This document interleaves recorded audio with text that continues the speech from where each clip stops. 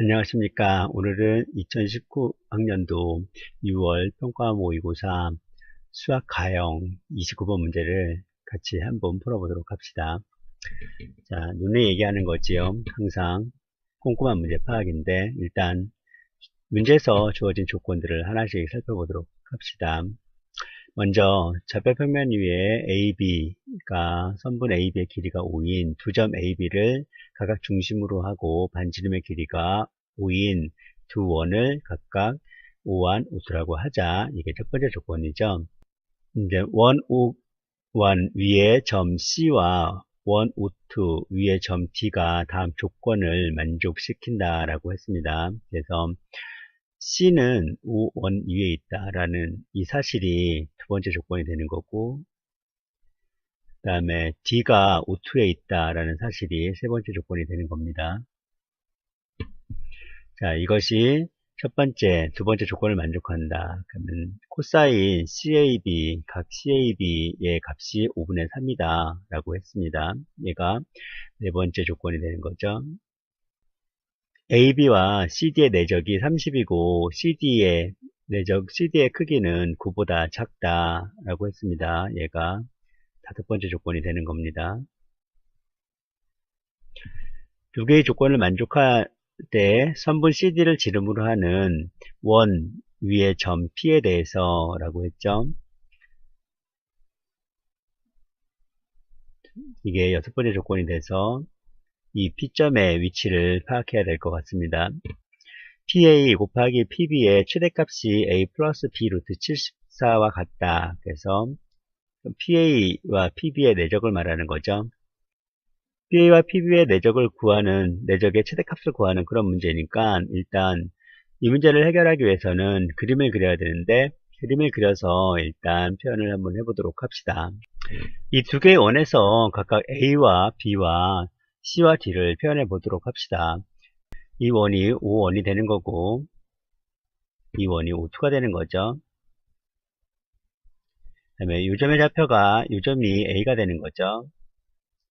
요점이 B가 됩니다. 자, 그러면 이제 그 C와 D의 위치를 생각을 해봐야 되는데 일단 가분 조건에 의하면 CAB의 코사인 값이 5분의 3이라고 합니다. 그런데 이 AB가 5cm이기 때문에 이 원 위에 있는 C에서 A까지 길이가 5cm가 되는 거죠. 그리고 그것에 대한 코사인 값이 5분의 3이라는 것은 적당히 이 길이가 이렇게 그려졌을 때 이 길이가 5분의 3이라는 겁니다. 이것을 다시 그림으로 표현을 해보도록 합시다. 여기에서 이 점이 바로 C가 되는 거고 그리고 이 길이가 3cm라는 거죠. 길이가 3cm라고 생각을 하면 됩니다. 왜냐하면 이 길이가 5cm이기 때문에 이것이 3cm라는 겁니다. 그래서 C점의 좌표는 확정이 됩니다. 다음에 나분 조건을 이용해 봐야 되는데 나분 조건은 AB와 CD의 내적이 30이라고 했고 CD의 길이가 9보다 작다고 했습니다. 그러면 여기에서 C에서 D로 가는 어떤 벡터가 하나 있겠죠? 그래서 이 벡터를 한번 표현을 해봐야 됩니다.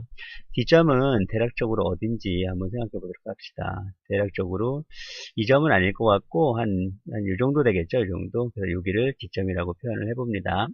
이것을 그림으로 나타내 봅시다. 자, D점의 위치를 그림으로 나타내 봤더니 바로 요 정도 될 거라고 일단 생각을 해보면 일단 AB와 CD의 내적이 30이라고 했는데 일단 AB의 길이가 확정적이죠. 확정된 길이기 때문에 요식을 좀 더 변형을 해보도록 합시다. AB와 CD의 내적이 30이라고 했으니까 이것을 이 내적의 정의에 의해서 풀어주니까 CD의 길이 곱하기 코사인 세타가 6이라고 합니다. 그러면은 CD 곱하기 코사인 세타인데 일단 코사인 세타가 바로 어딘지를 생각해 봐야 되는데 코사인 세타는 CD와 AB가 이루는 각도를 말하는 거죠. CD와 AB가 이루는 각도를 구해줘야 되는데 지금 이 상태는 각도를 구할 수 없기 때문에 이 CD의 선분을 평행이동을 이렇게 해서 각도를 한번 어떤 각도를 말하는 건지 한번 알아보도록 합시다. 평행이동을 해봤더니 AB와 CD가 이루는 각도는 바로 여기가 되는 거죠. 여기를 세타라고 합니다.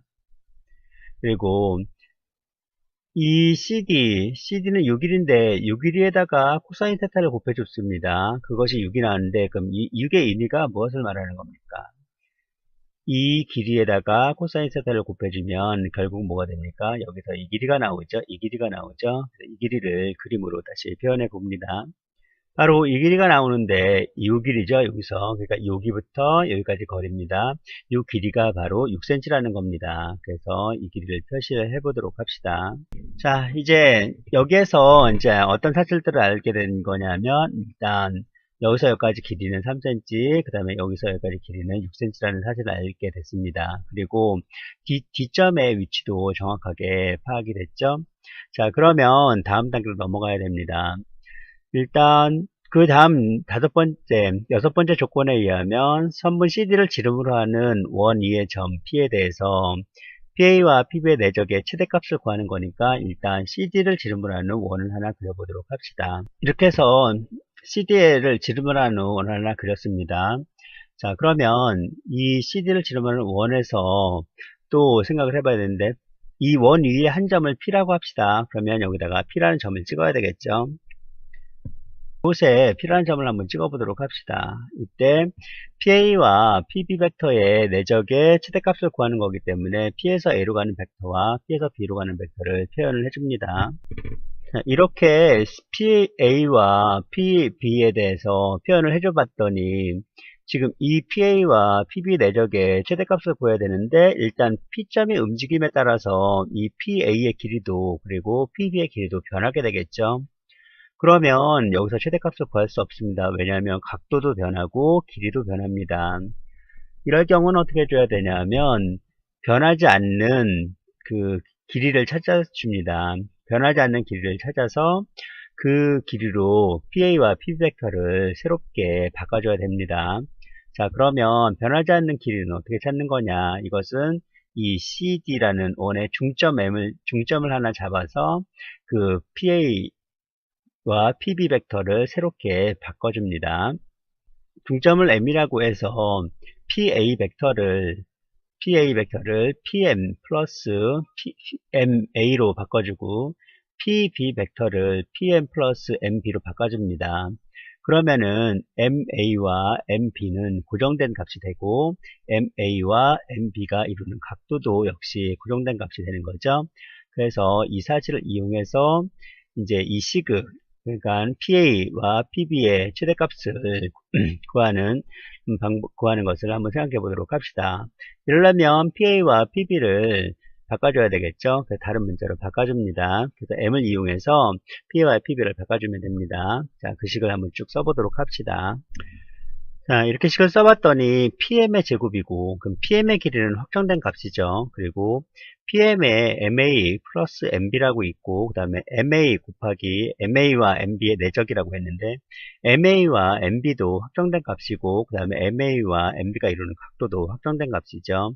그러면 여기서 변수는 무엇입니까? 바로 PM, 이 길이는 확정된 값이기 때문에 PM과 MA 더하기 MB가 이루는 각도가 바로 변수가 되는 거죠. 그래서 MA 더하기 MB가 이루는 이 각도만 잘 맞춰주면 되는 겁니다. 자, 그러면 이 식을 좀 더 변형을 해봐야 되는데 이것은 MA 더하기 MB라는 것은 얘를 2로 나눠주고 옆에 앞에다 2를 곱해줘 보도록 합시다.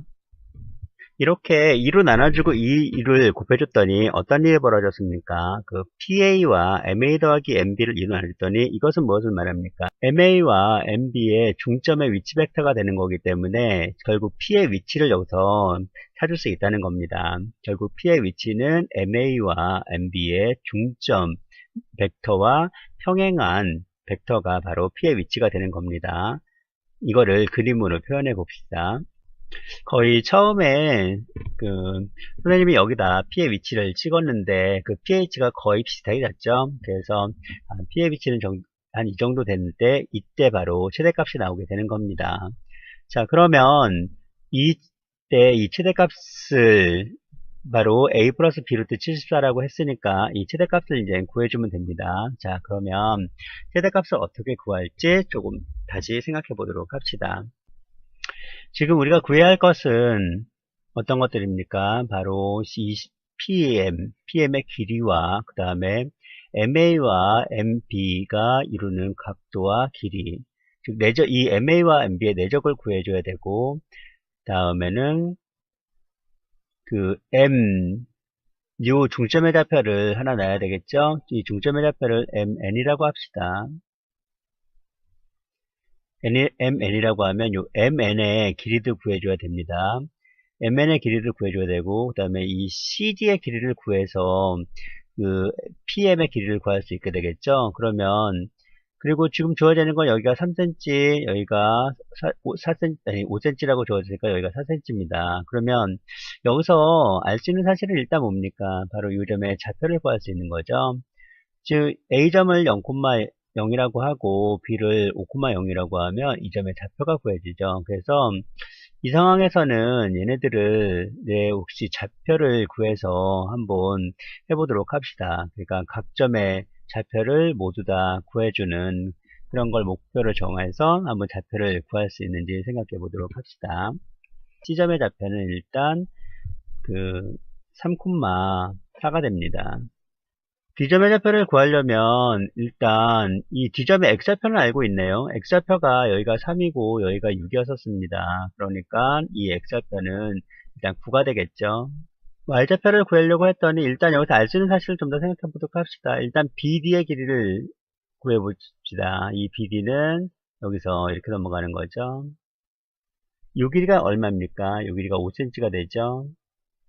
요 길이가 5cm고 그 다음에 여기서 여기까지 길이를 한번 생각해 보도록 합시다. 이 길이는 여기서 여기까지 길이가 5cm고 여기서 여기까지 길이가 여기 A에서 여기까지 길이가 9cm가 되기 때문에 여기에서 D에서 여기까지 길이는 뭡니까? 4cm가 되는 거죠. 그러면 이 길이가 얼마입니까? 3cm가 됩니다. 그러면 D점의 좌표를 구할 수 있게 되겠죠. D점의 좌표는 이 전체가 9고 여기가 3입니다. 그래서 얘는 9,3을 알 수 있습니다. 이렇게 해서 C점의 좌표와 D점의 좌표를 아주 쉽게 구할 수 있었죠. 그러면 이제 M점의 좌표도 구할 수 있죠. M점은 C와 D의 중점이니까 이건 그렇게 어렵지 않게 구할 수 있을 겁니다. 그래서 M점의 좌표를 구합니다. M점의 좌표는 3 더하기 9를 2로 나누니까 6 되는 거고, 그 다음에 4 더하기 이거니까 2분의 7 되겠죠. M점의 좌표가 구해졌으면 그 다음에 MN의 길이도 쉽게 구할 수 있죠. 왜냐하면 N점의 좌표도 구할 수 있죠. N점의 좌표는 AB를 1대1로 내분하는 점입니다. 그러면 AB가 5cm니까 N은 얼마입니까? 2분의 5,0이 되겠죠. 그러면은 C와 D와 MN의 길이, MN의 값을, 그러니까 좌표들을 다 구했습니다. 우리가 구하고 싶은 것들은 PA의 길이와 그 다음에 그 MA, MB 이런 것들을 이제 구해줘야 되는데 이 좌표들이 구해졌기 때문에 이 PM과 그 다음에 MA 더하기 MB 이런 MA와 MB의 각도를 구해줘야 되는데 그럴 필요가 없게 되겠죠. 그냥 내적을 시켜주면 됩니다. 이 P점의 좌표를 만약에 P점의 좌표를 구할 수 있다면 P점의 좌표를 구하는 것도 괜찮겠죠. 왜냐하면 이 원의 방정식을 구할 수 있고 이 원과 이거의 교점의 좌표를 구해도 되는 거니까 P점의 좌표를 구해도 상관없습니다. 그렇지만 그럴 필요는 없을 것 같습니다. PM과 MA, MB가 이루는 각도는 0이 되는 거니까 그냥 이제 쭉쭉쭉 풀어주면 될 겁니다. 자, 그러면 여기에서 MA와 MB가 MB의 내적들을 이제 하나씩 구해보도록 합시다. 이와 같이 PM의 크기는 CD의 길이의 반이 되겠죠. 그래서 CD의 길이를 구해준 겁니다. 거기에다가 2분의 1 곱해서 그 PM의 크기를 구해주면 됩니다. 두 번째, MA와 MB의 합을 2로 나눈 것은 이것은 바로 벡터 MN의 길이가 되는 거죠. 그래서 벡터 MN의 길이는 MN의 길이니까 이거에서 계산을 해서 MN의 길이를 구해줬습니다. 다음에는 MA와 MB의 내적의 값은 A, B 점의 좌표를 알고 있기 때문에 좌표를 이용해서 구해줬습니다. 그래서 6 플러스 4분의 49가 됐습니다. 자, 이제 이렇게 구한 것들을 요 밑에 식, 위식에다가 차례로 대입을 해서 마무리를 합시다. 자, 이렇게 해서 대입을 해서 계산을 해보니까 답이 31이 나왔습니다. 이 계산 과정은 각자 해보도록 합시다. 자, 이제 마무리로 리뷰를 한번 해보도록 합시다. 이 문제에서의 리뷰는 일단 조건들을 잘 찾아서, 그러니까 조건들을 잘 파악을 해서 그림을 잘 그려주는 게 첫 번째 사실이고, 그 다음에 여기 나와 있는 이 조건, 가번 조건이나 나번 조건에서 의미하는 것들이 무엇인지를 그걸 생각을 잘 해봐야 됩니다. 그리고 특히 나번 조건에서 AB와 CD 벡터의 값이, 그러니까 AB와 CD 벡터의 내적의 값이 주어져 있는데 여기에서 이런 식을 나왔는데 이 식에서 이 6이 의미하는 게 뭔지 그것들을 파악하는 게 이 문제의 핵심인 것 같습니다. 다음에 PA와 PB 벡터의 내적의 최대값을 구하라고 했을 때 처음에 그렸을 때 잘 기억해 봅시다. 이게 최대값, 최소값 이런 것들은 변수가 2개 이상 나오면 구하기가 굉장히 힘듭니다. 그래서 될 수 있으면 변수를 1개나 2개로 줄여주는 그런 방법을 선택을 해야 되는데 어떻게 해서 그걸 선택할지 그걸 다시 한번 생각해 보도록 합시다. 다음에 D점의 좌표를 구하는 방법인데 D점의 좌표 구하는 방법은 그렇게 어렵지 않습니다. 이거는 쉽게 이 길이만 알고 있으면 이 D점의 위치를 확실하게 알 수 있기 때문에 길이만 알고 있으면 쉽게 구할 수 있었습니다. 자, 그러면 이번 풀이 과정은 여기서 마치고 다음에 또 만나도록 합시다.